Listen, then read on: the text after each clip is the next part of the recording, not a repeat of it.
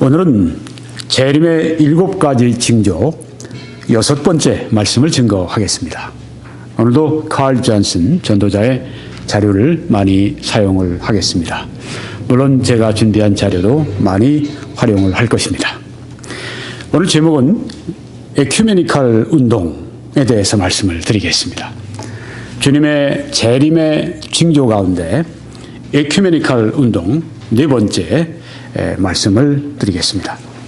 칼 존슨은 예수 그리스도의 재림하실 때 그 직전에 7가지 징조를 말했습니다. 첫째는 이스라엘이 다시 옛날 그들의 땅 팔레스타인 땅으로 귀환하는 것이 재림 직전에 있을 그런 상황이다. 그렇게 말했습니다. 이것은 벌써 1948년에 성취가 되었습니다. 두 번째는 러시아가 부상을 하게 될 것을 성경에서 찾아보면은 그리스도께서 오시기 전에 있을 현상으로 말씀하고 있습니다. 물론 에스겔 38장, 39장에 있는 곡 마곡에 대한 그 예언의 말씀을 연관지어서 그 러시아와 연관지어서 말하는 것입니다.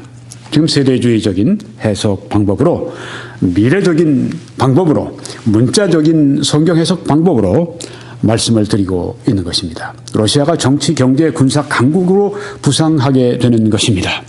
러시아가 그 어느 때보다 지금 강한 나라가 되어 있습니다. 세 번째는 믿음으로부터 사람들이 이탈해 나가는 것입니다. 지난번에 제가 말씀을 드렸습니다.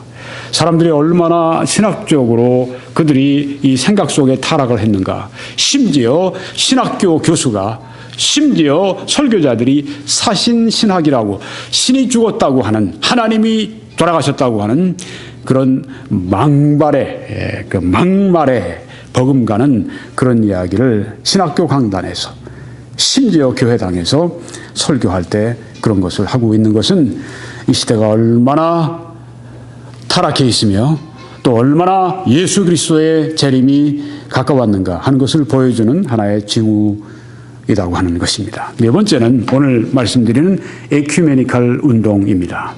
5번째 징조는 세계의 열강 4대 진영의 구축인데 이건 다음번에 제가 말씀을 드리겠습니다. 그리고 6번째, 예수님께서 오시기 직전의 상황은 여행과 지식이 증가한다고 하는 것입니다. 이건 뭐 누구든지 쉽게 알 수 있는 그런 그 상황이라고 생각합니다. 7번째는 새 시대의 산통의 시작이 이미 되었다. 여러 가지 경우가 있는데 또 때가 되면 자세히 말씀을 드리겠습니다. 오늘 에큐메니칼 운동이 왜 예수 그리스도의 재림 직전에 있게 되는가 하는 것에 대해서 말씀드리면서요. 먼저 에큐메니칼이라고 하는 단어를 설명을 드려야 되겠습니다. 여러분 여기 옆에 이렇게 보시면 로고가 있습니다. 오이쿠메네라고 하는 이렇게 위로 헬라어가 이렇게 쓰여져 있죠. 네. 오이쿠메네라고 하는 그런 그 헬라어가 쓰여져 있습니다.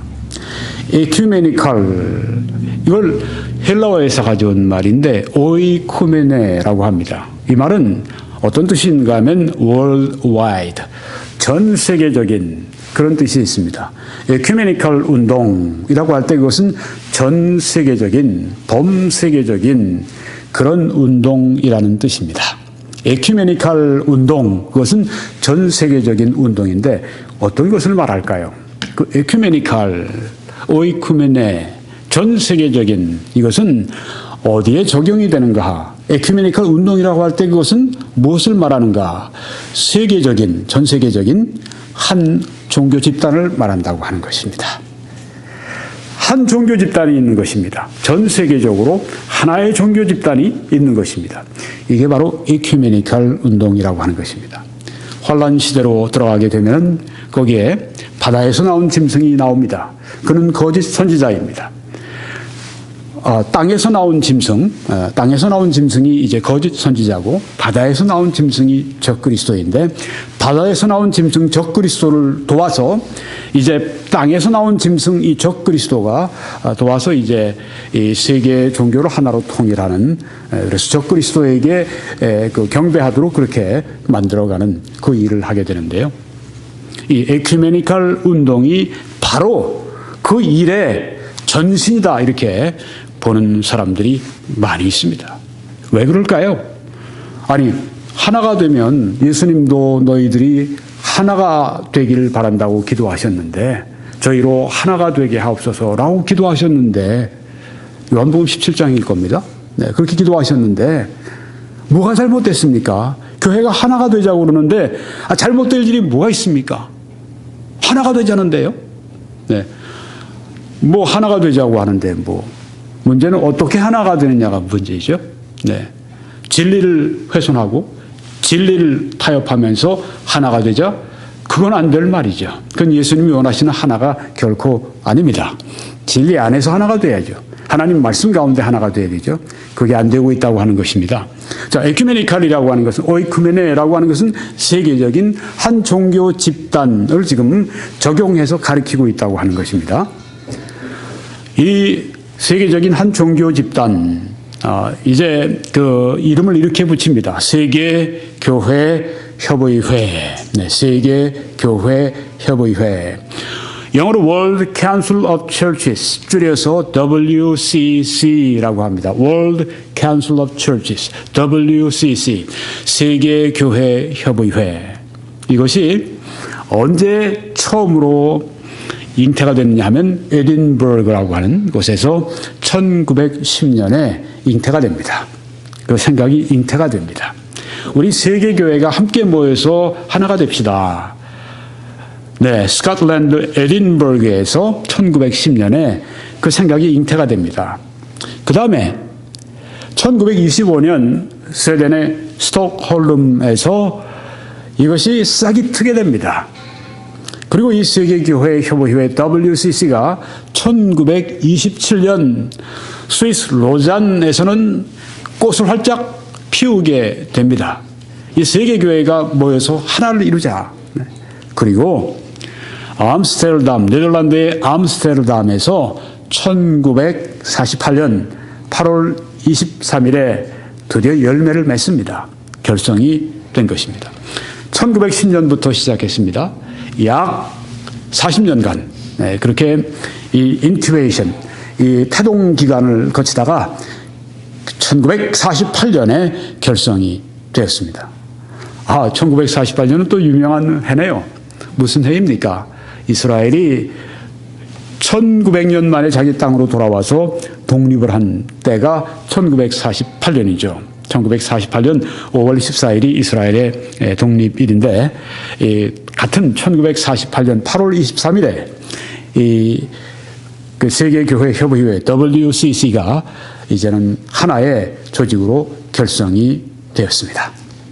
그동안 이제 몇 차례 그렇게 그 대회를 치루었습니다. 1961년에는 인도의 뉴델리에서 아시아에서는 최초로 거기에서 이 WCC가 대회를 열었습니다. 그런데 이 WCC의 행적이 이게 아주 참 문제가 많습니다. 남미에서는 이 WCC가 공산주의자들을 이렇게 자금 지원을 한 일도 있습니다. 또 KGB가 1980년대 KGB가 요원들을 보내서 제가 어떤 지역인지 어떤 지역에서 이제 유럽의 어떤 지역으로 합니다. 어떤 도시에서 이 총회를 할 때 KGB가 소련의 비밀 경찰이죠. KGB가 자기들의 그 편에 유리한 그 사람이 이 WCC의 회장이 되도록 당선되는 일에 막후 그렇게 로비 활동을 벌이고 그랬다고 하는 것이 사실로 드러나고 그렇게 됐었습니다. 문제가 있어요. 이 WCC에. 그런데 여러분이 아마 놀라실 거예요. 1991년에 캔버라, 오스트레일리아의 캔버라에서 이 WCC가 총회로 모였는데 거기서 무엇을 했는가 하면 초혼제를 했습니다. 이게 뭡니까? 죽은 사람의 영혼을 부르는 거예요. 성경에 명백한 죄로 말씀을 했는데 이 영매란 말이죠. 죽은 사람 불러내는 거. 요새 TV에서 보면 어떤 이 영매쟁이들이 나타나가지고 TV에 무슨 굉장히 알려진 그런 프로에 나와가지고 죽은 사람 이렇게 불러내가지고 그 사람하고 산 사람하고 이야기를 시킵니다. 그럼 산 사람이 듣다가 때로는 감격하고 때로는 눈물도 막 흘리고 그런 것들이 아주 쇼죠. 그런 걸 보여주는 겁니다. 성경에 금한 것입니다. 죽은 자와의 접촉하는 거 금한 것입니다. 죽은 자가 어떻게 살아 돌아와요? 쇼하는 거죠. 악령들이 죽은 자가 마치 환생한 것처럼, 죽은 자가 마치 다시 와서 그 산자와 어떤 말을 주고받는 것처럼 악령이 그 모든 것을 연출하고 있는데 그걸 모르고 있는 겁니다. 성경을 믿지 않기 때문에 그걸 모르는 거예요. 그냥 영매 혹은 무당하는 사람들 말을 그대로 믿는 거예요. 아니, 이 초혼제를 WCC 총회에서 한다는 게 말이 됩니까? 이러면서 어떻게 교회가 연합하자고 그래요? 초혼제를 드리는데 교회가 어떻게 세 개의 교회들이 연합을 합니까? 하나님 말씀 가운데 굳게 서 있고 이 말씀을 위해서 피를 흘리고 이 말씀을 위해서 목숨을 버릴 것을 각오하는 그런 충성된 그런 사람들과 그런 교회들이 어떻게 초혼제를 지금 그 공식적으로 총회에서 지금 캔버라에서 1991년에 이 WCC에서 그것을 이 허락하고 그것이 그 총회 앞에 이루어진다고 하는 게 어떻게 가능합니까? 이게 바로 WCC의 모습이라고 하는 것입니다. 알아야 합니다. 알아야 합니다. 여기 또 한국 여자 신학장가 뭐 가서 초혼제 이걸 또 무당 그걸 또 연출해냈네요. 아이고 세상에. 이게 WCC의 정체입니다. WCC가 몇 년 전 2013년 우리 한국의 부산의 백스코어에서 총회를 개최를 했습니다. 불과 한 3년 전인데요. 그때 굉장히 보수와 또 소위 진보가 대충돌을 벌였죠. 네. 그 백스코어 앞에 보수적인 그리스도인들 수천 명이 가서 막 항의 집회도 하고 하지 말라고 그러고 여기에 이 유명한 사람들이 여기 들어갔습니다. 조영기 목사님 같은 분. 명성교회 김삼환 목사님 같은 분, 또 지금 현재 이 순복음 중앙교회 이영훈 목사님 같은 분, 이런 분들이 심지어 김정한 목사님도 거기 들어가 있던가, 네, 이름이 거기 올려져 있어요. 이분들은 WCC가 가는 방향과는 같은 방향으로 가는 사람들이 아닙니다. 근데 왜 이름을 올립니까? 그 문제가 있는 거죠. 그렇게 믿는 건 아니에요. 그러니까 제가 전에 말씀드린 것처럼 WCC 대회 참석한다고 해서 다 좋지 않은 사람들만 가는 게 아닙니다. 이런 사람 저런 사람이 다 모여요. 그런데 이 방향은 이렇다고 하는 겁니다. 2013년에 모였을 때 이런 일도 있었습니다. 명성교회 유명한 교회인데 한국에서 그 교회당에 그 교회 장로이신지 그분이 이제 오물을 투척을 했습니다. 예배를 드리는 중에 그냥 오물을 뿌려버렸어요. 좀 심했죠? 네. 그만큼 아주 반발이 거셌던 게 이 한국에 있었던 WCC 총회였었습니다. 한국교회가 또 그냥 양분이 됐죠? 네. 1959년에 장로교회가 두 쪽으로 갈라진 이유가 합동, 지금 한국이 제일 크죠? 통합 두 번째로 크죠? 둘 다 장로교회인데 1959년에 이 WCC에 우린 반대한다고 한 사람들이 더 보수적인 합동이었고 소위 중도 보수로 알려져 있는 이 통합 측이 우린 참석한다. 그때 이 장로교회에서 이렇게 둘로 갈려지게 됐는데 이번엔 아주 그냥 한국교회 전체가 그냥 양쪽으로 이렇게 갈려지는 그런 일을 경험을 했습니다. 이 WCC가 이처럼 교회 분열의 원인이 되기도 한다고 하는 것입니다.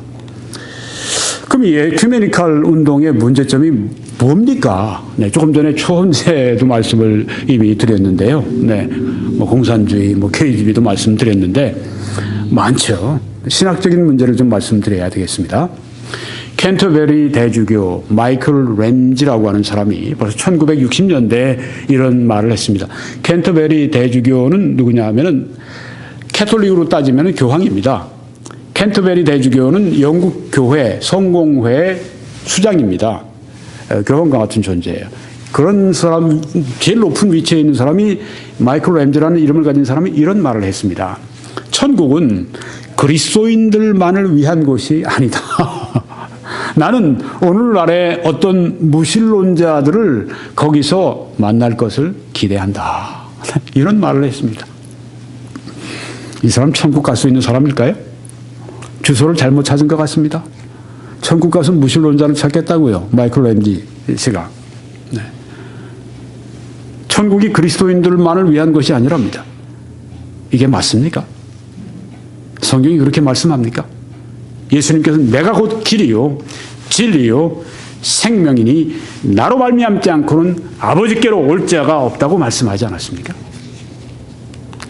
여러분 성경에 보면 에베소 2장 8절에 너희는 그 은혜에 의하여 믿음으로 말미암아 구원을 받았으니 라고 했습니다. 하나님의 은혜 십자가에서 우리를 위해 구속의 피를 흘려주심으로 말미암아서 인류의 모든 죄를 단번에 십자가에서 흘리신 그 거룩하신 본질상 하나님이신 그리스도의 그 피로 말미암아 다 사하셨습니다. 이제 누구든지 그 은혜, 그 십자가의 은혜를 믿음으로 말미암아 구원을 받았다고 이렇게 에베소 2장 8절에 확실하게 성경이 말씀하고 있지 않습니까? 그 은혜 믿어야 합니다. 그 믿는 것도 은혜입니다. 믿을 수 있는 감동을 하나님이 우리에게 주시고 그래서 우리의 의지가 자발적으로 믿게 하십니다. 자발적으로 내가 믿게 됩니다. 믿음으로 말미암아 구원을 받았나니. 그런데 믿음 없이도 구원 받아요? 여기 이 사람 한 걸 보면 천국은 그리스도인들만을 위한 것이 아니다. 이런 말이 성경에 어디 있습니까? 나는 오늘날의 어떤 무신론자들 거기서 만날 것을 기대한다. 오늘날의 어떤 무신론자들 만날 것을 마이클 램지 씨 기대하면 지옥으로 가십시오. 이게 말이 되는 이야기입니까? 이런 이야기를 성공 후에 아주 교황 같은 존재가 이런 말을 막 공개적으로 하고 있단 말이에요. 이런 사람들이 다 누구냐? WCC를 지지하는 사람들입니다. 이런 사람들이 모여서 진리를 타협하기 때문에 보수적인 사람들이 그 안에 들어가려고 하지 않는 이유가 거기 있습니다. 이런 말을 하면서 우리가 하나가 되자고 하면 어떻게 하나가 될 수가 있습니까? 그렇죠? 이 성경 말씀을 가지고 하나가 돼야죠. 우리가 하나가 된다고 해서 하나가 됩니까? 아니죠. 성경 말씀 가운데서 하나가 돼야죠. 아니 성경 말씀에 서 있지도 않은 게 교회입니까? 십자가 세워놓고 건물 채색 유리 해놓고 또 거기에 강단 세워놓고 이 모든 거 했다고 그게 바로 교회입니까? 아니죠. 교회는 그 안에 있는 사람들인데 어떤 사람들입니까? 중생한 사람들입니다. 거듭난 사람들입니다. 성령이 거하시는 사람들입니다. 하나님께서 바로 그 가운데 그리스도가 함께 하시는 그게 바로 교회입니다. 교회가 어떻게 말씀을 떠나서 존재해요?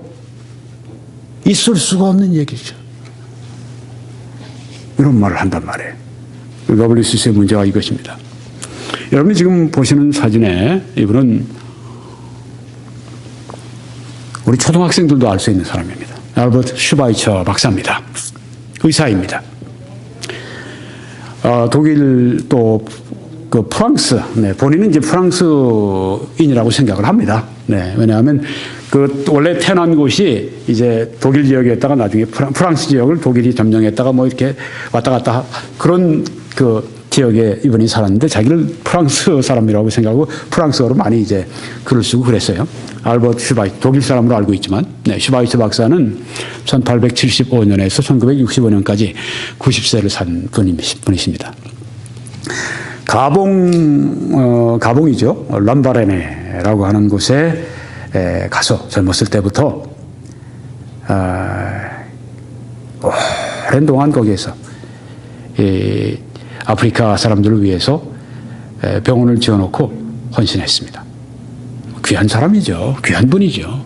박애주의자입니다. 그래서 노벨상 수상자가 됐습니다. 아마 1952년인가 노벨상을 받았습니다. 자, 슈바이처 박사는 또 신학자로 알려져 있습니다. 음악가로 올겐 연주가로 또 알려져 있습니다. 신학자입니다.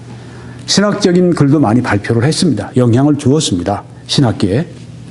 그런데 이분이 참 자칭 불가지론자예요.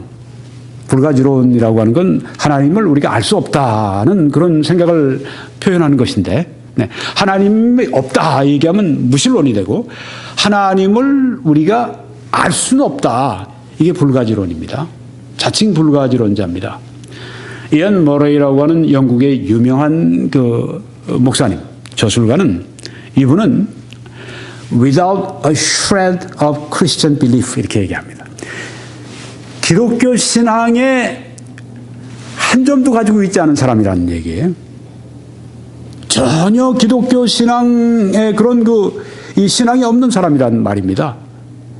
슈바이처를 많이 연구했던 분인데, 네, 슈바이처는 우리가 알고 있는 보수적인 이 신학자나 그리스도인이 결코 아닙니다. 스스로가 난 불가지론이다, 하나님을 모른다, 그 얘기를 했으니까요.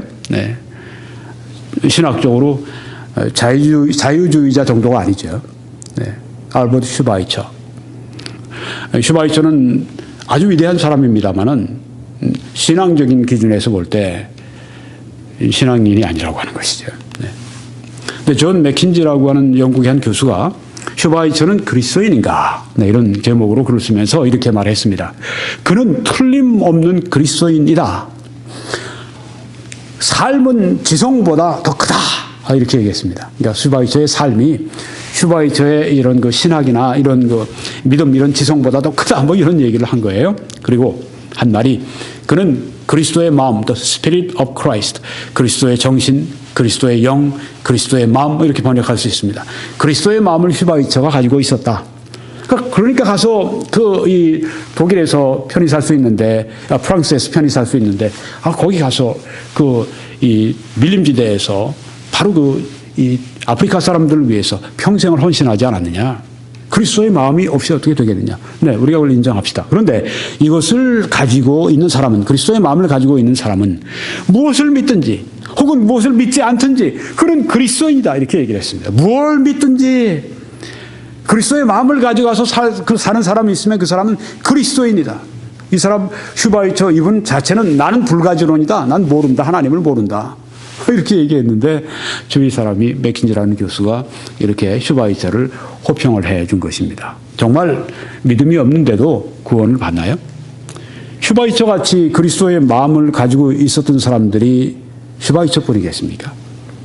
얼마나 많은 사람들이 박애주의자의 마음을 가지고 신앙이 없어도 희생하고 헌신한, 그래서 인류를 인류의 큰 공헌을 하는 사람들이 얼마나 많이 있습니까? 그럼 그 사람들은 다 그리스도와 같은 마음을 가지고 있으니까 그 사람들은 뭘 믿든지, 뭐 석가를 믿든지 혹은 뭐 공자를 믿든지 혹은 어떤 알라를 믿든지 혹은 아무것도 안 믿든지 뭘 믿든지 상관없다. 그 사람들은 다 바로 그리스도인이다, 이렇게 얘기할 수 있습니까? 자, 이런 사람들이 바로 WCC를 지지하는 사람들이라 하는 것입니다. 또 WCC의 정신이 그러하다고 하는 것입니다. WCC는 생명 존중하는 그런 게 있어요. 네, 생명 존중해야죠. 모든 그리스도인들이 보수적이든 아니든 생명을 존중해야 됩니다. 여기서 말하는 생명은 어떤 생명인가? 우리 보통 인간들이 지금 누구나 가지고 있는 그런 자연적인 생명, 짐승도 가지고 있는 그 자연적인 생명, 이런 거를 말하는 것이지, 성경이 말하는 새 생명, 그리스도 안의 새 생명, 중생한 거듭난 새 생명, 이것을 말하는 것은 아니라고 하는 것입니다. 이게 WCC의 정체입니다. 왜? 함께 모이면 타협을 안 할 수가 없습니다. 당신도 반 타협해, 나도 반 타협할게. 당신도 반쯤 희석시켜, 나도 내 진리를 반쯤 희석시킬 테니까 그래야 만나지 않겠소? 그래야 거래가 되는 거 아니겠소? 이건 장사하는 것입니다. 그렇죠? 자, 난 물건을 팔려고 합니다. 야, 난 이건 만불 아니면 난 안 팔아요. 저쪽에서는 내가 그 가격을 주고 살 수는 없지. 7,000불 그렇게 얘기를 합니다. 안 돼, 만불은 줘야 돼. 그럼 우리 서로 장사가 우리가 거래가 안 됩니다. 그러니까 이렇게 합시다. 당신은 85,000불을 받으셔. 내가 85,000불까지 드릴게. 타협이 된 겁니다. 그렇게 해서 만약에 그래 팝시다. 그리고 사버리면 거래가 이제 트는 거예요. 장사할 땐 괜찮아요. 성경에 진리로 사고 팔지 말라고 했습니다. 진리를 반쯤 희석시키고, 당신도 나도 희석시켰으니까 당신도 반쯤 희석시켜. 그렇게 하는 것입니다. 이렇게 해서 만나서 하나가 되면 하나님이 기뻐하시는 하나됨일까요? 결코 아니죠. 예수님이 바로 그렇게 하라고 저들로 하여금 하나가 되게 해 주십시오 라고 하나님께 기도하셨을까요? 진리 가지고 반쯤 타협하고 그렇게 해서 진리를 타협의 도구로 삼고 진리를 사고 팔고 그렇게 해서 하나가 되라고 말씀하셨습니까? 그럴 수가 없죠. WCC가 교회가 하나 되려고 할 것 같으면 진리 안에서 하나가 돼야 되죠. 그런데 진리 안에서 하나가 될 수가 없어요. 왜? 다들 자기 믿음을 가지고 있으니까.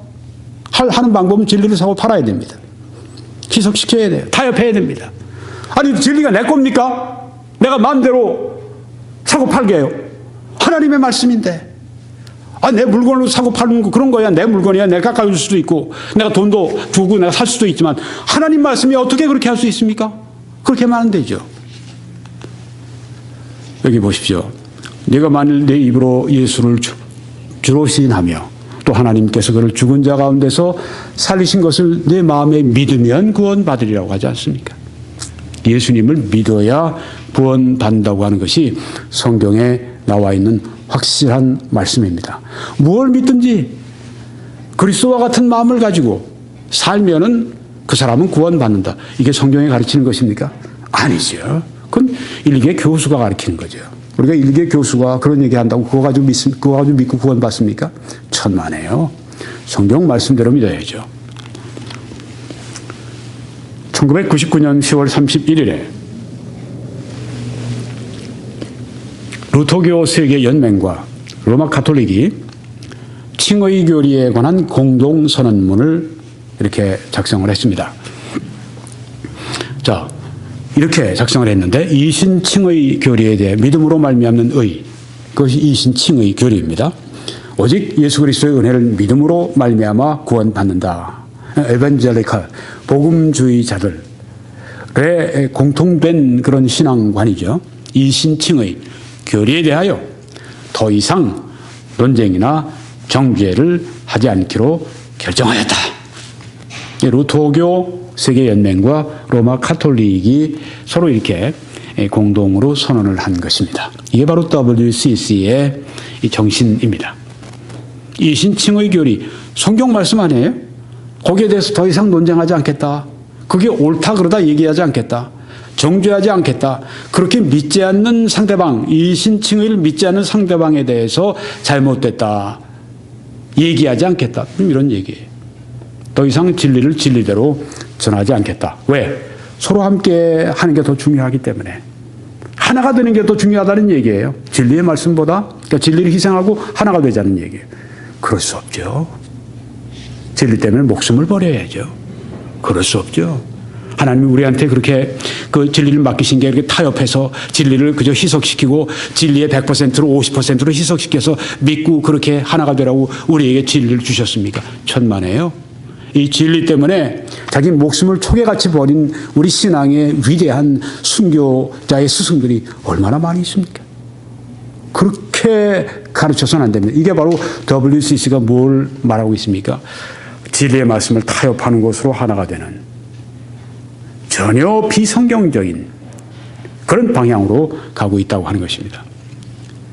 그래서 에드워드 캐시디 그 추기경 이 공동선언문을 작성했던 이 사람 가운데 하나겠죠. 이렇게 말했습니다. 이 공동선언문은 현대 에큐메니컬 운동에 있어서 가장 위대한 성취 중 하나이다. 에큐메니컬 운동의 성격이 나오죠. 하나님의 말씀에 분명히 있는 믿음으로 말미암는 의의 교리에 대해서 더 이상 논쟁하고 정죄하지 않기로 했다. 옳고 그러다고 말하지 않기로 했다. 이게 말이 됩니까? 이걸 위해서 생명을 우리가 바쳐야 되는데 더 이상 논쟁하지 않겠다. 더 이상 정죄하지 않겠다. 여러분, 이 로마 가톨릭에서는 종교개혁이 1517년 그 루터를 통해 일어난 다음에 반종교개혁을 했습니다. 종교개혁 반대하는 그 회의를 그 트렌트라고 하는 프랑스의 트렌트라고 하는 데서 열었습니다. 회의를. 그래서 트렌트 공의회라고 합니다. 이 트렌트 공의회에서 그때가 1545년에서 1563년 18년간 무려 18년 동안 몇 차례 이렇게 모였습니다. 이 그 캐톨릭의 3대 그 공의회 가운데 하나가 바로 이 트렌트 공의회입니다. 그러니까 얼마나 중요한지 알 수가 있죠. 이 트렌트 공의회에서 이신칭의 믿음으로 말미암는 의의 교리를 어떻게 했는가? 저주했습니다. 보여드리겠습니다. 네, 이제 트렌트 공의회에서 또 그때 결정한 걸 지금도 이 로마 가톨릭이 그대로 정식 교리로 채택하고 있습니다. 이렇게 말했습니다. 세션 네, 그러니까 세션 뭐 6항, 뭐 캐논 10, 뭐 캐논 정경 뭐 그런 건데요. 네. 캐논이라고 자기들 나름대로 어떤 그런 뭐 정확한 교리 뭐 그런 뜻인 것 같습니다. 10. 네. 거기 이렇게 적혀 있습니다. 만일 누구든지 사람이 공식적으로 의롭다 하심을 받는 것이 그리스도의 의로 말미암다고 말한다면 그는 저주를 받을지어다. 이게 바로 로마 캐톨릭의 교리입니다. 이신칭의에 대한 저들이 이 교리를 어떻게 이해하고 있는가를 보여주고 있습니다. 다시 한번 읽어드리겠습니다. 만일 누구든지 사람이 공식적으로 의롭다 하심을 받는 것이 그리스도의 의로 말미암다고 말한다면 그는 저주를 받을지어다. 이렇게 얘기를 한 것입니다. 마틴 루터가 오직 의인은 믿음으로 말미암아 살리라 하는 이 말씀을 붙들고 개혁을 시작했지 않습니까? 종교개혁을 시작을 했는데 이제 로마 카톨릭이 무엇을 했는가? 그렇게 말하면 저주를 받을지어다. 이렇게 말을 해버린 것입니다. 자, 그럼 루터가 맞습니까? 로마 카톨릭이 맞습니까? 성경을 보면 나오죠. 성경이 기준이 돼야죠. 진짜 캐논, 정경은 성경이죠. 보십시다. 갈라디아 2장 16절에 사람이 의롭게 되는 것은 율법의 행위로 말미암음이 아니요 오직 예수 그리스도를 믿음으로 말미암은 줄 알므로 우리도 그리스도 예수를 믿나니. 성경이 나와 있지 않습니까?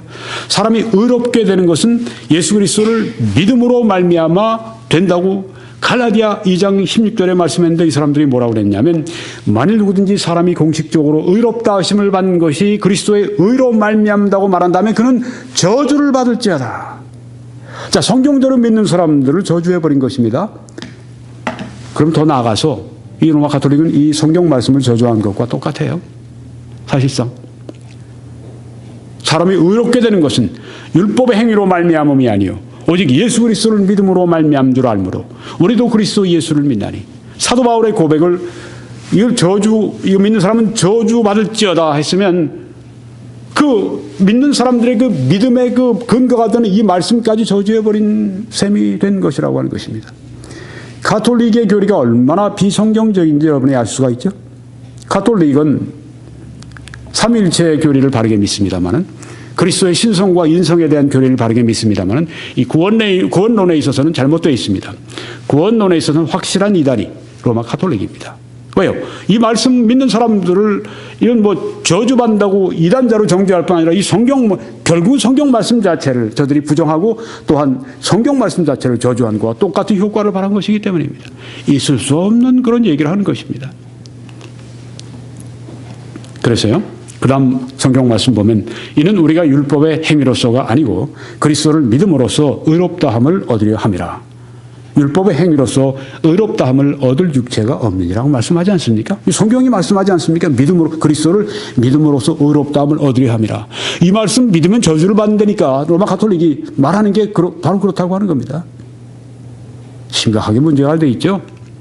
또 이런 말을 했습니다. 로마 가톨릭에서 트렌트 공의회에서. 그리고 트렌트 공의회에서 하는 말한 것은 지금 바로 이 로마 가톨릭을 볼 때는 로마 가톨릭의 정통 교리입니다. 만일 누구든지 사람이 그리스도의 의의 전가에 의하여만 의롭다 하심을 받는다고 말한다면 보십시오. 그리스도의 의로 말미암아 바로 그리스도의 의 때문에 그리스도 때문에 그분의 의 때문에 우리도 믿음으로 의롭다함을 받는다. 이런 말을 한다고 한다면 또는 심지어 우리가 의롭다 하심을 받는 은혜는 오직 하나님의 호의, favor, 오직 하나님의 우리를 향하신 달리 얘기하면 은혜입니다. 호의뿐이라고 말한다면 그는 저주를 받을지어다. 세상에. 의롭다함을 받는 은혜는 오직 하나님의 호의 때문이다. 하나님의 은혜 때문이다. 이렇게 말한다면 저주를 받을지어다. 성경을 볼까요? 갈라디아 3장 11절에 또 하나님 앞에서 아무도 율법으로 말미암아 의롭게 되지 못할 것이 분명하니 이는 의인은 믿음으로 말미암아 살리라 하였습니다. 성경과 로마 가톨릭이 얼마나 상반되어 있는지 여러분이 아실 수가 있죠. 로마 가톨릭이 왜 이러는지 저는 모르겠어요. 진짜 모르겠습니다. 로마서 3장 22절에 보니까 예수 그리스도를 믿음으로 말미암아 모든 믿는 자에게 미치는 하나님의 의인이 차별이 없느니라. 율법 행위로 안 된다고 하지 않았습니까? 오직 예수 그리스도를 믿음으로 말미암아 하나님의 의가 모든 사람에게 미치는데 차별이 없다고 말씀하지 않습니까? 보편적으로 적용된다는 그 말씀이에요. 이걸 완전히 뒤집어 엎고 이걸 믿는 사람들은 다 저주를 받으라고 얘기했으니 이게 무슨 이야기입니까 이게? 갈라디아 3장 24절에도 그리스도 예수 안에 있는 속량으로 말미암아 하나님의 은혜로 값없이 의롭다 하심을 얻은 자 되었느니라. 여러 가지 이 몇 구절 말씀들에서 다양하게 우리들에게 하나님의 은혜는 우리 인간의 공로가 아니라 오직 예수 그리스도의 공로 때문이라고 하는 것을 말하지 않습니까? 값없이 라고 말씀하지 않습니까? 율법의 행위로가 아니고 바로 이 말씀 여기에서는 값없이 의롭다 하심을 얻은 자 되었느니라. 하나님의 은혜로. 이것이 아니라는 얘기예요? 이렇게 믿으면 저주를 받는다고 얘기하는 거예요? 이게 옳은 믿음입니까? 로마 가톨릭의 구원론이 얼마나 잘못되어 있습니까? 또 갈라디아 2장 26절에도 3장 26절에도 곧 이때 자기의 의로우심을 나타내사 자기도 의로우시며 또한 예수 믿는 자를 의롭다 하려 하심이라고 말씀하지 않습니까? 믿는 자를 의롭다 하신다고 성경에 말씀했는데도 불구하고 이렇게 믿으면 저주를 받을지어다. 이 가톨릭의 교리가 제대로 된 것입니까? 반성경적이죠. 아주 성경과 정반대가 되는 그 길을 걸어가고 있다고 하는 것입니다. 근데 가톨릭과 연합하자고요? 이 진리에 대해서 더 얘기하지 말고 정죄하지 말고 논쟁하지 말고 아니 어떻게 하나님의 말씀을 우리가 전하지 않을 수가 있습니까? 사실대로 이 말씀 안 전하면 가톨릭과 유대 관계가 되고 어떻게 그 WCC 운동에 함께 들어갈 수가 있습니까? 또 하나 더 말씀드리면 가톨릭에서 한 교리는 이겁니다. 만일 누구든지 사람이 확실히 자신이 사죄받고 죄사함 받고 의로워졌다고 믿기 때문에 사람이 참으로 죄로부터 사죄받고 의로워졌다고 말한다면 그는 저주를 받을지어다 이렇게 얘기를 했어요. 죄사함 받은 거 확신합니다. 감사합니다. 그리스도의 의로 말미암아 제가 의롭다함 받은 거 감사합니다. 찬양합니다. 이러면 너희들은 저주를 받아라. 이게 바로 로마 가톨릭의 입장이라고 하는 것입니다. 이게 말이 됩니까? 그러니까 이 로마 가톨릭 다니는 사람들은 평생의 구원의 확신 못하는 겁니다. 이런 말이 있는데요. 만일 누구든지 사람이 확실히 자신이 사죄받고 의로워졌다고 믿기 때문에 사람이 참으로 죄로부터 사죄받고 의로워졌다고 말한다면 그는 저주를 받을지어다. 로마 가톨릭 교회 성당 가서 나는 구원받았습니다. 그리스도의 의로 나는 구원받았습니다. 그러면 너는 저주를 받을지어다. 이게 바로 성당의 믿음이라고 하는 거예요. 로마 가톨릭의 믿음이라고 하는 거예요. 목사님 뭘 그렇게 그냥 지나치게 뭐가 여기 있지 않습니까? 여기 증거가. 로마 가톨릭의 교리가 여기 교리서가 여기에 나와 있죠. 캐논 11에 지금 분명하게 나와 있지 않습니까? Assurance of salvation.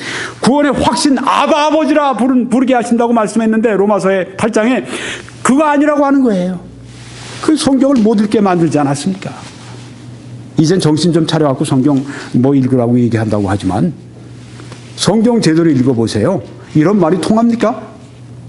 교회에서 이런 교리 만들어 놓고 당신도 성경 읽지 마. 우리가 다 교리는 세워놓을 테니까 이거 믿어. 성경을 읽지 마. 이러고 있던 성경 읽으면 뭐 그냥 성경 이거 번역하고 그러면 잡아 죽이잖아요. 불태워 죽이고 이런 시대가 있었습니다. 이런 거 주장하기 때문에 그런 겁니다. 로마 가톨릭의 실체를 알아야 돼요. 여기 지금 드러나고 있지 않습니까? 성경에 보시면 로마서 3장 27절에 그런즉 자랑할 때가 어디냐? 있을 수가 없느니라. 무슨 법으로냐? 행위로냐? 아니라 오직 믿음의 법으로니라 말씀하지 않습니까? 예. 믿었으면 구원받았다고 하는 성경의 말씀을 완전 부정하는 겁니다. 아주 성경의 진리를 압살하기로 마음 먹지 않았으면 어떻게 로마 가톨릭이 이런 말을 공개적으로 몇백 년 동안 써놓고 지금도 그대로 믿고 지금도 그렇게 가르칩니까? 이해가 안 되죠. 이벤젤리컬 복음주의자들은 도무지 이해가 안 됩니다. 성경 말씀을 그렇게 왜곡하고 잘못할 수 있는가? 로마서 3장 28절에도 그러므로 사람이 의롭다 하심을 얻는 것은 율법의 행위에 있지 않고 아까 봤을 때 값없이라는 말씀이 동일한 말씀입니다. 율법의 행위에 있지 않고 믿음으로 되는 줄 우리가 인정하노라. 이런 말씀을 만약에 전하고 믿으면 저주를 받는다고요? 누가요? 하나님이 그렇게 말씀했습니까? 이 로마 가톨릭의 믿음입니다. 이게 얼마나 잘못됐어요? 확실히 구원론 이단입니다. 로마서 4장 5절에도 이를 아니할지라도 경건하지 아니한 자를 의롭다 하시는 이를 믿는 자에게는 그의 믿음을 의로 여기시나니. 성경이 얼마나 이렇게 다양하게 우리에게 의롭다함 받는 것은 우리 행위에 있는 것이 아니라 오직 하나님의 은혜에 있다고 하는 것을 거듭 말씀해 주고 있지 않습니까? 이를 아니할지라도 도덕적으로 선행 혹은 어떤 성례 가톨릭의 칠성례라고 하는 게 있습니다. 그걸 평생 해야 돼요. 미사도 참석해야 되고요. 평생 그 칠성례를 해야 됩니다. 그런데 결혼도 그 칠성례 가운데 하나예요. 가톨릭에서는. 그거 평생 동안 그거 제대로 안 하면 언제 구원 못 받고 언제 연옥으로 갈지 언제 모르는 거예요. 평생 동안 그냥 구원 받으려고 바등바등 그냥 노력하는 이 믿음이 바로 가톨릭의 믿음이라고 하는 것입니다. 아니 찰스 웨슬레가 만일 입이 내게 있으면 그 입 다 가지고 내 구주 주시는 정을 늘 찬송하겠네. 이런 찬송을 어떻게 불러요? 가톨릭에서 전 이단의 찬송이다. 있을 수가 없다. 그렇게 얘기하죠. 왜요? 행위에 달려 있으니까. 은혜도 있지만 행위도 있다. 성경에 보니까 야고보서 보니까 믿음이 행함이 없는 믿음은 죽은 것이라고 했다. 성경 말씀에도 있다. 그 행함은 무엇입니까? 믿음의 결과죠. 믿음의 열매죠. 구원받았다고 하는데 선행의 열매가 없으면 그 구원은 의심해 봐야죠. 그런 의미에서 한 말씀이죠. 만약 그렇다면 야고보 사도와 여기 사도 바울이 서로 다투고 서로 갈등하고 서로 신학적으로 논쟁하고 서로 이단 논쟁하고 그래야 될 사이가 아닙니까? 천만에요. 사도 바울도 여기 야고보서를 쓴 야고보 사도도 성령께서 감동하시고 말씀 주신 것입니다. 말씀을 우리가 그렇게 온전하게 풀어야죠. 구원은 오직 믿음으로만 됩니다. 우리 힘으로 결코 1%, 0.0000001%도 거기 들어갈 수가 없어요. 왜? 우리의 행위는 도무지 하나님께서 우리를 구원하시는 기준이 결코 될 수가 없기 때문입니다. 그래서 하나님께서 바로 예수 그리스도, 본질상 하나님이신 예수 그리스도 하나님의 아들을 보내시소 십자가에 피 흘려 거룩한 피를 흘려서 그 피의 값을 받으신 후에 우리의 죄의 값을 사해 버리신 것입니다. 믿는 자들만이, 예수 그리스도에게 피하는 자들만이 그 구원의 은혜, 그 죄사함의 은총을 받을 수가 있게 하신 것입니다. 이를 아니할지라도 나오지 않습니까? 경건하지 아니한 자를 의롭다 하시는 일을 믿는 자에게는 그의 믿음을 의로 여기신다고 말씀하지 않습니까? 그러므로 우리가 믿음으로 의롭다 하심을 받았으니 우리 주 예수 그리스도로 말미암아 하나님과 화평을 누리자. 이렇게 한 것입니다. 이 말씀입니다. 더 이상 이제 신부의 고해성사는 필요 없어요. 네, 성경에 없습니다. 누구든지 하나님 앞에 믿음으로 말미암아 나아간 하나님의 자녀들은 언제든지 어느 시간에든지 그리스도를 의지해서 하나님 앞에 나갈 수 있는 것입니다. 갈라디아 3장 24절에도 이같이 율법이 우리를 그리스도께로 인도하는 초등교사가 되어 우리로 하여금 믿음으로 말미암아 의롭다함을 얻게 하려 함이라. 아멘. 네.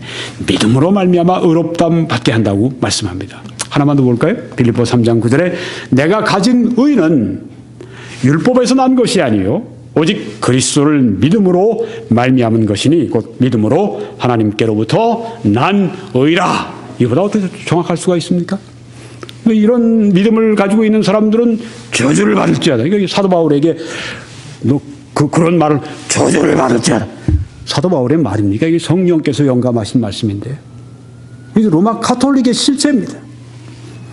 그 세인트 피터스 성 베드로 대성당 바티칸에 있는 그 10만 명이 모일 수 있는 그런 광장이 앞에 있고 그 위에는 그냥 그 세계적인 그 조각가들이 그 베르니니 같은 조각가들이 그 안에 밖에를 그냥 아름답게 조각하고 안에 뭐 그냥 여러 가지 그냥 뭐 근사하게 만들어 놓고 말이죠. 거기 사람들이 모이고 흰 가운 입고 빨간 가운 입고 모자 쓰고 뭐 지팡이 들고 달락달락하고 말이죠. 이러면서 그냥 거기서 뭐 TV 보여주고 막 이렇게 하면서 근엄하게 모이고 뭐 점잖게 모이고 가톨릭 멋있어. 여러분 외모를 봐서는 안 돼요. 하나님은 외모로 취하지 않으십니다. 중심을 보십니다. 뭐 성경 말씀에 얼마나 다르게 성경 말씀 믿고 그 말씀을 따르고 있는가. 이게 중요하죠. 외모를 보시면 안 돼요. 여러분이 교회를 선정하실 때도 마찬가지입니다. 개신교회를 선정할 때도 외모를 보고 가지 마십시오. 말씀 보고 가셔야 됩니다. 하나님 말씀을 그대로 설교하는가, 또 하나님 말씀 가운데 거하는가, 또 그 하나님의 말씀을 수호하는가, 지키는가, 또 그 하나님 말씀 전파하는가. 이게 제일 중요한 교회 선택의 기준이 되어야 하는 것입니다. 사람들이 유행이 있죠. 큰 교회 간다, 뭐 한다. 큰 교회가 잘못됐다고 하는 얘기는 아닙니다. 기준은 그것이 아니라고 하는 것입니다. 큰 것이 아니라 진리의 말씀에 기준을 두고 가야 한다고 하는 것입니다. 그래서 이제 이런 그 WCC 지금 이런 말씀들을 이제 타협하는 이런 그 루터교. 루터가 순교를 각오하고 평생 자기가 죽을 것을 각오하고 그 믿음으로 말미암은 의에 대해서 증거해서 종교 개혁을 일으켰는데 그 후예들은 그 못난 후예들은 지금 와서 그건 논쟁 대상이 아니다. 그걸로 서로 정죄할 때가 아니다. 얼마나 그들의 믿음이 타락했는지를 보여주고 있습니다. 루터교의 많은 사람들이 믿음이 그렇게 잘못되어 있다고 하는 것을 보여주고 있습니다. 왜? 타협하는 것입니다. 그렇게 해야 우리도 믿는다. 루터교 그대로 우리 그냥 믿고 있어. 믿는 거 좋아요. 그렇게 믿으리라고 생각해요. 타협해야 되잖아요. 그게 잘못됐다고 하는 거죠. 교회 일치운동, WCC 운동의 문제점은 진리를 타협한다고 하는 것입니다. 있을 수가 없는 일을 하고 있다고 하는 것입니다. 그래서 이제 그 세계 교회가 점진적으로 앞으로 우리가 혼란 시대에 이루어지게 될 그 하나의 교회, 하나의 종교단체, 세계적인 하나의 종교단체, 거짓 선지자가 이끄는 그 세계의 그 교회가 될 것으로 전신으로 지금 WCC가 그럴 것으로 많은 사람들이 보고 있습니다. 교회가 휴거하지 않습니까? 정말 중생한 성령으로 거듭난 사람들이 진짜 참 하나님의 자녀들이 다 휴거되면 그 다음에는 이 땅에 어떻게 됩니까? 교회 당 건물이 그냥 있을 겁니다. 주일날 교회 예배할 거예요. 예배 드릴 거예요. 어떤 사람들, 구원받지 않은 목사가 구원받지 않은 교인들을 앉혀놓고 설교를 또 할 것입니다. 어떤 설교를 할까요? 이상한 일이 벌어졌는데 예수님 언젠가 재림하십니다. 이미 벌써 휴거가 일어났는데도 불구하고. 여러분, 이 그 세계 교회의 역할과 장래를 좀 말씀드려야 되겠습니다. 그 많은 그 하나님의 사람들은 미국의 교인 중 교회 다니는 분들 가운데 85 내지 90%는 구원받지 못했다 이렇게 믿는다고 합니다. 뭐 이게 한 40년 전 통계니까 지금은 더 미국의 이 교회가 더 약화됐으니까 더 수가 적겠죠. 그러니까 10에서 15%가 구원받지 못했다. 그 미국의 지금 그 항상 나는 복음주의자다. 나는 거듭난 하나님의 자녀다. 이렇게 믿는 사람들이 한 2천 몇만 명이 조금 넘어요.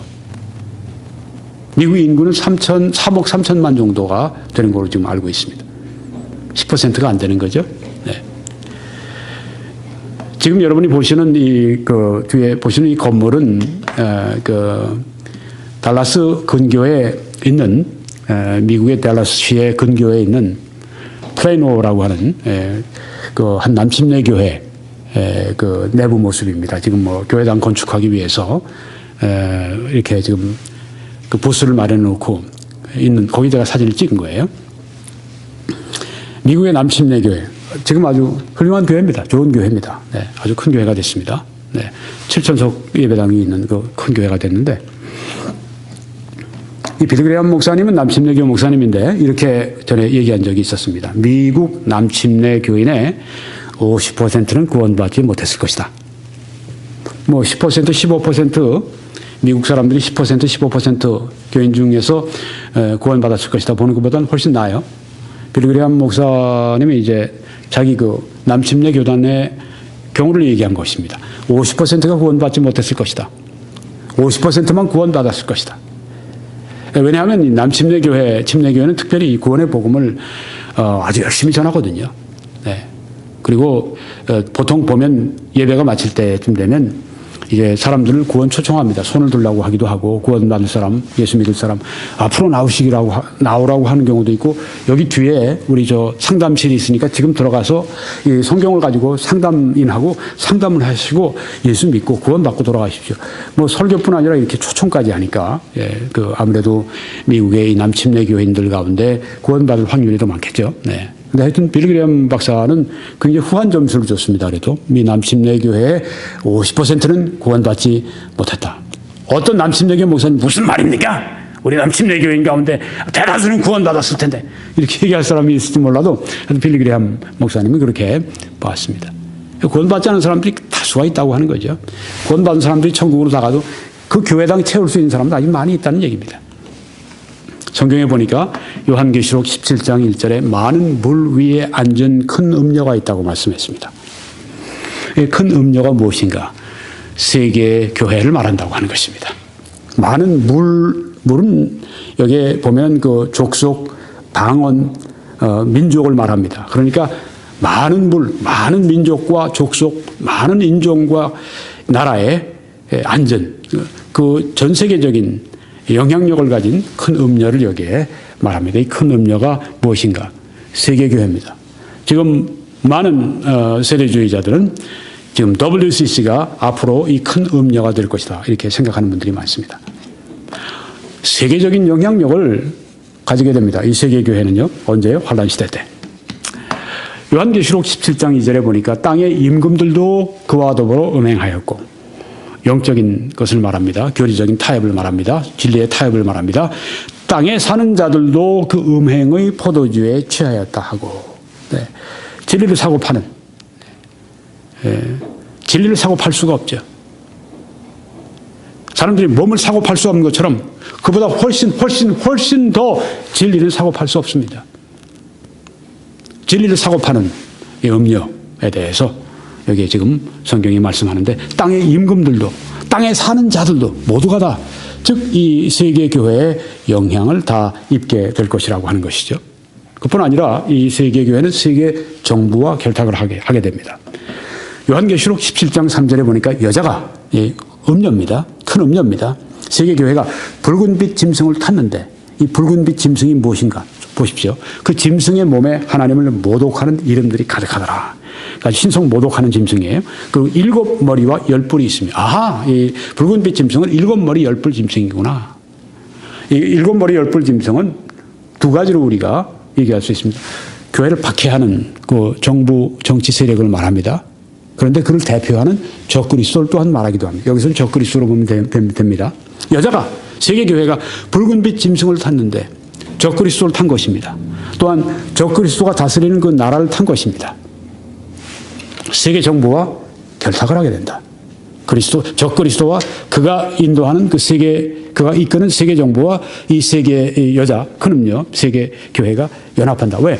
그 짐승을 탔다고 했으니까. 그런데 이 세계 교회는 어떻게 되는가? 결국은 적그리스도와 열나라에 의해서 이용당하고 그 다음에 증오를 저들이 받고 멸망하게 됩니다. 여기 보니까 요한계시록 17장 16절에 네가 본 바 이 10뿔과 짐승은 적그리스도와 그가 이끄는 그 나라들이죠. 음녀를 미워하여, 세계교회를 미워하여 망하게 하고 벌거벗게 하고 그의 살을 먹고 불로 아주 사르리라. 아주 그냥 완전히 끝내는 걸 볼 수가 있습니다. 그 교회의 모든 부를 다 저들이 챙겨갈 것입니다. 또한 그 세계 교회를 완전히 멸망시키는데 이르게 할 것입니다. 그의 살을 먹고 불로 아주 사르리라. 이렇게 말씀을 했습니다. 이는 하나님이 자기 뜻대로 할 마음을 그들에게 주사 한 뜻을 이루게 하시고 그들의 나라를 그 짐승에게 주게 하시되 하나님의 말씀이 응하기까지 하심이라. 네. 요한계시록 17장 17절의 말씀입니다. 짐승이 결국은 세계교회 음녀를 망하게 할 것을 여기 성경에 말씀을 하고 있습니다. 우리는 음녀를 어떻게 해야 되겠는가? 멀리 해야죠. 성경에 요한계시록 18장 4절에 내 백성아 거기서 나와 그의 죄에 참여하지 말고 그가 받을 재앙들을 받지 마라. 죄는 하나님의 재앙을 가져옵니다. 그래서 그 음녀를 멀리 떠나라고 성경이 말씀하고 있습니다. 그의 죄는 음녀의 죄는 하늘에 사무쳤으며 하나님은 그의 불의한 일을 기억하신지라 그가 준 그대로 그에게 주고 그의 행위대로 갑절을 갚아주고 그가 섞은 잔에도 갑절이나 섞어 그에게 주라. 하나님은 진리를 사고팔고 진리를 타협하는 것을 아주 싫어하십니다. 그 죄에 대해서 하나님께서 갚으신다고 말씀했습니다. 진리를 사고파는 그런 조직, 그런 어떤 형태, 거기엔 결코 우리가 가입해서는 안 됩니다. 재앙을 함께 받게 될 것입니다. 피해야 합니다. 음녀를 멀리해야 합니다. 이제 찰스 라이 박사의 말을 인용하고 마치겠습니다. 이분은 달라스 신학교에서 거의 50년 이상 그 조직 신학 교수로 봉직했던 분입니다. 이제 몇 달 전에 2월 달인가 90세로 주님께 가셨는데 인용을 하겠습니다. 그분의 말을요. 네. 현재의 에큐메니칼 경향에 관한 예언과 관련된 것은 무엇인가? 에큐메니칼 지금 나가는 경향 그 예언인데 관련된 것은 무엇인가? 그 답은 어렵지 않다. 현재의 경향, 에큐메니칼 이 경향은 종말에 있을 배교적인 종교 조직, 그러니까 세계교회죠. 거짓 선지자가 이끄는 배교적인 종말에 있을 배교적인 종교 조직을 위한 길을 예비하고 있는 것으로 보인다. 아직은 음료가 안 돼 있을지 몰라요. 그렇지만 음료가 되는 그 길을 예비하고 음료가 올 그 길을 예비하고 있는 것으로 보인다. 다음과 같은 것들은 절정의 도래가 멀지 않았음을 아주 큰 소리로 말해주는 것으로 보인다. 네, 이제 몇 가지를 이제 말할 텐데 이런 것들은 정말 이 절정의 도래, 이 대환란, 네, 그리고 그리스도의 재림 멀지 않았음을 아주 큰 소리로 말해주는 것으로 보인다. 가시적인 교회 안에서 현재 진행되는 배교의 광범위한 특징. 네, 우리 지금 보이는 교회들이 있지 않습니까? 네. 현재 진행되는 배교의 광범위한 특징. 네. 믿음에서 이탈하는 거 말하는 거죠. 교리적인 고려가 없이 여러 무리들이 더 큰 교파들로 통합이 되는 것. 진리를 사고 파는 것입니다. 진리를 타협하는 것입니다. 진리는 별 상관이 없어요. 그냥 큰 단위로 그냥 모이면 돼요. 교파가 커지면 됩니다. 진리는 상관이 없어요. 이런 경향. 이게 바로 재림의 임박한 징조라고 하는 것이죠. 또 하나, 캐톨릭과 개신교의 무리들이 서로를 향한 점점 더 개방적이 되는 것. 서로를 향해 점점 더 캐톨릭과 개신교가 문을 열어놓습니다. 아까 루터교 그 세계연맹과 또 로마 가톨릭이 이신칭의 교리에 대해서는 더 이상 논쟁하지 말자. 더 이상 정죄하지 말자. 그리고 함께 모이자. 함께 연합하자. 서로 개방이 되고 있습니다. 또 정치적인 문제들에 교회들이 끊임없이 침범하는 것. 또 성경의 권위를 사람의 주제넘은 권위로 대체하는 것. 또 그럴 때 어떻게 해야 되겠는가? 참된 신자들은 이러한 사실에 어떻게 반응해야만 하는가? 그는 미혹되어 구원할 수 없는 신학이나 구원할 수 없는 조직을 신뢰하는 그 사람들을 향해 성령이 주시는 깊은 연민을 가져야 한다. 달리는 소망이 없는 사람들에게 생명과 용서의 참된 말씀을 가지고, 즉 복음을 가지고 가는 일에, 가서 전하는 일에 점점 더 부담을 느껴야 한다. 무엇보다 우리 자신을 위해 기꺼이 죽으신 주님께 더욱 충성해야 한다. 네, 예수님의 재림을 대비하는 길을 잘 설명해 주었습니다. 예수님의 재림을 대비하기 위해 거룩한 삶을 살아야 되겠습니다. 하늘에 보물을 쌓아두는 삶을 살아야 되겠습니다. 그리고 충성된 사역을 해야 하겠습니다. 결론을 맺고 마치겠습니다. 오늘 저는 재림의 7가지 징조, 6번째 말씀을 드렸습니다. 징조 가운데 4번째 에큐메니칼 운동에 대해서 말씀을 드렸습니다. 이제 저희 다른 말씀들을 시청하시기 위해서 재림에 관한 메시지가 오늘 6번째 증거가 됐으니까 그 앞에도 말씀들이 있습니다. 한 번씩 더 여러분들이 보시면 좋을 것 같습니다. 다른 분들을 또 초대해 주시기를 바랍니다. 여러분들이 이렇게 하나님의 말씀을 사모하시고 시청하실 때 하나님의 놀라우신 은혜가 함께 하시기를 축원합니다.